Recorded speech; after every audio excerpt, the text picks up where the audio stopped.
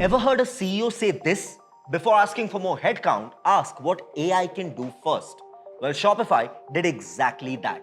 Shopify's internal memo is going viral, and it's not because it's controversial. It's because it makes sense. Let's unpack what Shopify CEO Tobias Luke just made mandatory and why other CEOs will most likely follow. At Shopify, every employee is now expected to use AI. No exceptions.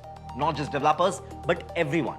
And that is a fundamental shift. AI is not a quiet productivity hack anymore. It's part of the job description literally. Every new project at Shopify must begin with AI. No AI prototype, no go ahead. Prototypes are no longer just wireframes, workflows. They are experiments with AI. AI must be tested in every idea from day one. Even performance reviews now include AI usage questions. Maybe you can ask yourself these questions too to get better at your job. Can you prompt well? Do you understand context loading? Are you sharing prompts with your team? Prompting is now a major skill. It's measurable. It's part of your performance. Employees are now being encouraged to self-learn, but not alone. Shopify's team is expected to share what they are learning, wins and losses both. The goal? Build AI literacy together. They even have dedicated Slack channels and repositories where teams post use cases and prompt recipes. And here is the most eye-opening part. Before teams ask for more headcount or resources, they must explain why AI can't do the job. What would this area look like if autonomous AI agents were already part of the team? It's not hire less, it's augment fast, hire only if needed. In traditional businesses, scaling means hiring.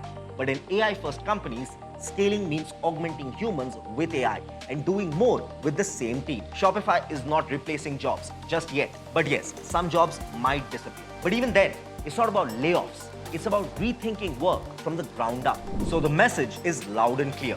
If you as an employee can't collaborate with AI, you're falling behind. And Shopify is not alone. Other companies are following suit as well. IBM froze hiring for roles that AI can automate.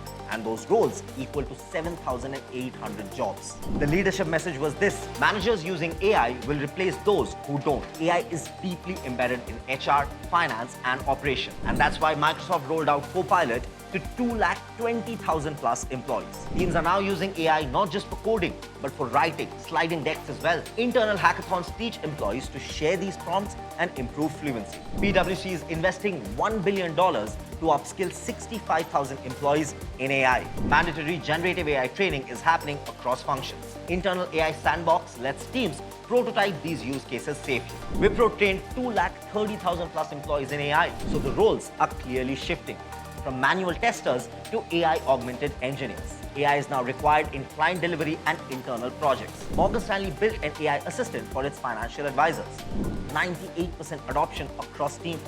Even created a head of firm-wide AI to embed AI across the business. Artisan ran a viral billboard campaign, Stop Hiring Humans. Sounds a little rough, but could be the thing of the future. It promoted their AI sales agent, Ava, sparking fierce debate online. Result? Explosive growth. $2 million plus in new ARR and thousands of booked meetings. Yes, as I told you, the message was provocative, but the insight was clear. Automate first, then hire. This matters on a global level because this is not about efficiency. It's almost a cultural shift at the workplace, every workplace. AI-augmented workers are 13 to 126% more productive. Performance metrics now include AI use. 49% of tech leaders say that AI is fully integrated into core strategy. In AI-native companies, headcount doesn't scale with business. Impact does. So whether you are in marketing, HR, sales, ops, you're now expected to prototype with AI before raising budget requests. You're expected to share prompt libraries with your team, with your colleagues. You're expected to treat AI agents as collaborators, not tools. And if you're a leader, you can definitely expect this question in every planning meeting. Why can't AI do this first? Not to mention, we just made a video on how Adobe is changing marketing campaigns with its AI agents.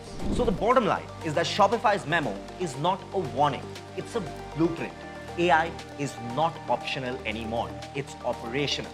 If your team isn't thinking AI first, you're already behind. Let us know what you feel about this. And if you're a working professional, Tell us, in which department do you think AI agents can help the most? Let's discuss in the comments below. Share this video with a fellow tech enthusiast and of course subscribe to AIM TV. Think AI, think AIM.